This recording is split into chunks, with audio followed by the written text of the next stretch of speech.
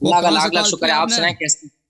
اللہ آپ کو جی میں عزت دے. کہاں؟ پاکستان پاکستان کہاں کے سے؟ شہر کراچی سے بات کر رہا کراچی. واہ جناب، بڑا شہر ہے، بہت ہی ہوں. پیارا شہر. میں 3 مہینے سے کبھی تھا پیارا آپ شہر، سے اب تو پتہ نہیں. 3 صحیح. مہینے سے آپ سے کانٹیکٹ کرنے کی کوشش کر رہا ہوں، مگر 3 مہینے ہوں، پہلے والد کا انتقال ہو گیا تھا، تو پھر بیچ میں تھوڑا گیپ آ گیا. تو جی لاسٹ جی. سیٹرڈے بھی میں اللہ 5 گھنٹے مغفرت ویٹ کرے. کرتا رہا ہوں، نمبر نہیں آیا. اللہ آپ کے اموات کی مغفرت کرے اور ہمارے اموات کی مغفرت کرے. حکم کرے میرے بھائی، کیا حکم ہے؟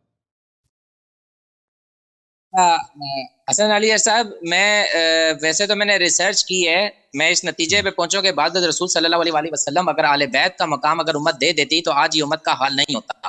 صحیح اچھا، کہا. میرا سوال آپ سے یہ ہے حسن علی صاحب، میں مان لیتا ہوں کہ آپ کے عقیدے کے مطابق ہی چلے، میں آپ کی ہوں، آئیڈیالوجی کو فالو کرتے ہوئے ایک سوال یہ کرنا چاہتا ہوں کہ اللہ پاک نے انسان کو اس دنیا میں بنایا، اس پلانٹ آف ارتھ پر تمام مخلوق ہوں، سے اپنی سپیریئر. ٹھیک ہے، ہوں. آواز آ رہی ہے میری؟ جی جی. جی. اب اللہ تعالیٰ قرآن میں کہتا ہے خلق الانسان فی احسن تقویم، میں نے انسان کو احسن تقویم پہ رکھا. جی. اچھا، اس آیت میں اللہ تعالیٰ یہ نہیں کہتا کہ میں نے کسی کافر کو رکھا احسن تقویم پر، کسی یہودی کو رکھا، کرسچن کو رکھا، یا کسی مسلمان پر. یہاں قرآن میں اللہ تعالیٰ کہتا ہے خلق الانسان فی احسن تقویم، میں نے انسان کو احسن تقویم پہ رکھا. اب میرا سوال یہ ہے کہ جب اس احسن تقویم پر انسان کی ہدایت کے لیے اللہ تعالیٰ نے اپنے انبیاء کرام کو بھیجا، وہ انبیاء کرام اپنی ہدایت، چاہے وہ سوشل ایجوکیشن تھی چاہے اسپریچول ایجوکیشن تھی، وہ انسان کی ہدایت کے لیے اللہ تعالیٰ نے منتخب کیا اور اپنے میسج کو کنورٹ کیا.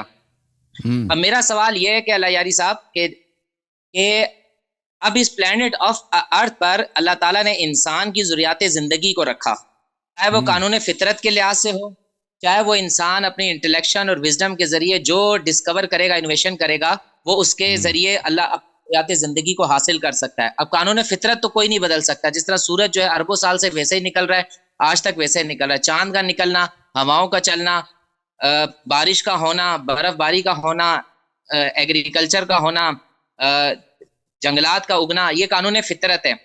باقی انسان جس کے بارے میں اللہ تعالیٰ نے کہا ہے کہ خلق الانسان فی احسن تقویم، اس نے اپنے انٹلیکشن اور وزڈم کے ذریعے اپنی دنیا کو، اپنی زندگی کو تبدیل کرتا آیا ہے. اب پوچھنا اللہ یاری صاحب یہ ہے کہ جو خدا نے نعمتیں اس پلانٹ آف ارتھ پر قانون فطرت میں رکھی ہیں، اور جو انسان اپنی عقل اور فہم، انٹلیکشن، وزڈم کے ذریعے ان نعمتوں کو حاصل کرے گا، تو کیا جی. وہ نعمتیں خدا کے قانون کے مطابق انسانوں میں تقسیم ہوں گی، یا خدا کے قانون کے مطابق ہوں گی، یا انسان کے بنائے ہوئے قانون کے مطابق ہوں گی؟ جس طرح سے میں مثال دیتا تو ہوں، ابھی جتنی ہم بحث کر لیں، چاہے سنی ہو چاہے شیعہ ہو، وہ دونوں میں اگر دیکھا جائے تو دنیا کی جو نعمتیں خلق الانسان آسنی تقیم والے انسان نے جو انویٹ کیا ہیں، چاہے وہ قانون فطرت کے ذریعے اس نے حاصل کیے ہیں یا اپنے انٹلیکشن اور وزڈم کے ذریعے کیے ہیں، بٹ یہ کہ وہ قانون فطرت کے حصول کے بعد اور انسان اپنے شعور کے بعد جو چیز حاصل کر رہا ہے، اب وہ 3 شخصیات میں دیکھا جاتا ہے، 3 نظریے کے اندر وہ ڈسٹریبیوٹ ہو رہی ہیں. ایک ہے وہ جو اللہ اور رسول کو نہیں مانتے، کافر لوگ.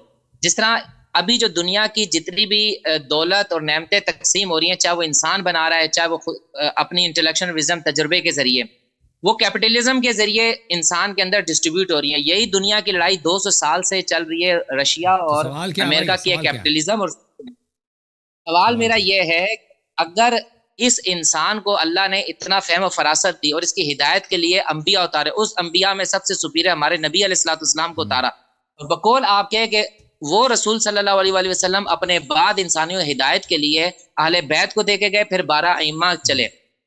تو کہنے کا مقصد یہ ہے کہ اللہ یاری صاحب کہ آپ کے پاس وہ ایسا نظام جو انسان کی ہدایت کے لیے، پوری انسانیت کے لیے، قرآن کہتا ہے الحمدللہ رب العالمین، میں تمام جان والوں کا تو رب بھائی ہوں. سوال کیا ہے؟ سوال کرو اگر بھائی، اس سوال کرو.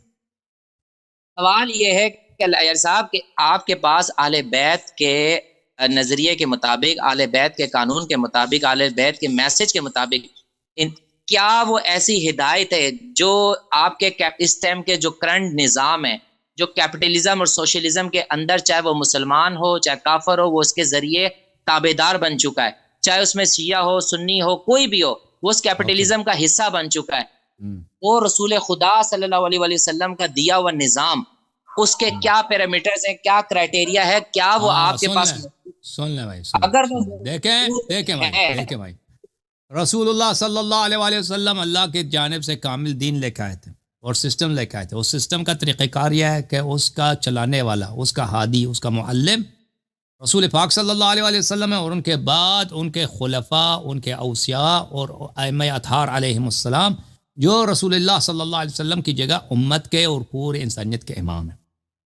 تو ہوا یہ ہے کہ مدینے والوں نے کہا کہ نہیں جی، ہمیں کیا پسند ہے؟ ہمیں ہارون نہیں پسند، ہمیں سامری پسند ہے، اور سامری کا بچڑا پسند ہے.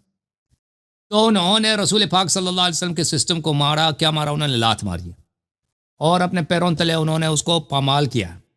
اور اس وقت سے وہ رسول پاک صلی اللہ علیہ وسلم کا سسٹم جو ہے ابھی تک دنیا پہ حاوی نہیں ہو سکا. لیکن اللہ کا حکم ہے، اللہ کا وعدہ ہے کہ جب دنیا ظلم سے بھر جائے گا تو اللہ تعالیٰ اس سسٹم کو ظاہر کرے گا آل محمد علیہ السلام کے وصی کے ذریعے، آل محمد علیہ السلام کے منتقم کے ذریعے، امام ثانی عشر امام مہدی علیہ السلام کے ذریعے. اور سب مسلمانوں کا یہ صرف یوں کا عقیدہ نہیں ہے کہ امام مہدی دین کا احیاء کریں گے اور پورے دنیا کو عدل اور انصاف سے بھر دیں گے. جو کیپٹلزم کا جو نظام ہے، سوشلزم کا جو جتنی دنیائی نظام ہیں، یہ دنیائی نظام ہے. ان کو لوگوں نے اس لیے بنایا تاکہ ان کی منفعت بڑھ جائے. چاہے دوسرے لوگوں پہ ظلم ہو، ان کو پرواہ نہیں ہے. ان کے اپنے منافع، ان کے اپنے پروفٹس، ان کے اپنے مفادات کی تضمین ہو. وہ دوسرے لوگوں بھوکے مرتے ہیں یا وہ ان پہ ظلم ہوتی ہے، تو دنیائی طاقتوں کو اس بات کا پرواہ نہیں ہے. اور اس لیے جو موجودہ دنیائی نظام ہے اس میں نقائص بہت زیادہ ہے، ظلم بہت زیادہ ہے. اور یہ ظلم بلکہ انسان کشی، بے گناہ لوگوں کا خون بہانا. لوگ ابھی دیکھیں، ابھی بہت سارے ملک ہیں وہاں پہ فیمن، وہاں پہ ہنگر، وہاں پہ بھوک، کہ لوگوں کے پاس کھانا ہی نہیں ہے، یا کھانا اگر ملتا ہے تو بہت مہنگا ہوتا ہے، یا کھانا وہ جو پیٹ بھر کے کھانا لوگوں کو نہیں ملتا. تو یہ دنیا میں تو ہر جگہ پرابلمز ہوتے ہیں اس طرح کے. دنیا میں ظلم بہت ہے، لیکن اللہ تعالیٰ کا وعدہ یہ ہے کہ میں اس دنیا کو عدل سے بھر دوں گا. یہ اللہ کا یہ وعدہ اسی وقت پورا ہو جاتا، لیکن اس کے ساتھ غداری ہوئی، کیونکہ اللہ تعالیٰ نے یہ دنیا اس لیے نہیں بنائی ہے کہ یہاں پر جبر کے ساتھ، اکراہ کے ساتھ یہاں پہ اپنا حکم چلائے. یعنی اگر تم نے اللہ کا حکم نہیں مانا تو عذاب اسی وقت نازل ہوگا. ٹھیک ہے نا؟ اللہ کا یہ سسٹم نہیں ہے. ابھی آپ جو دیکھیں، لوگ اگر گناہ کرنا چاہے گناہ کر سکتے ہیں، عذاب نازل نہیں ہوتا، فوری طور پہ عذاب نازل نہیں ہوتا. لوگ کعبہ کو جلاتے ہیں، بھائی جلایا لوگوں نے، اس پہ کوئی عذاب نازل نہیں ہوا. قرآن کو لوگ جلاتے ہیں، کچھ بھی نہیں ہوتا. نماز نہیں پڑھتے، کچھ نہیں ہوتا. رسول صلی اللہ علیہ وسلم کو گالی دیتے ہیں.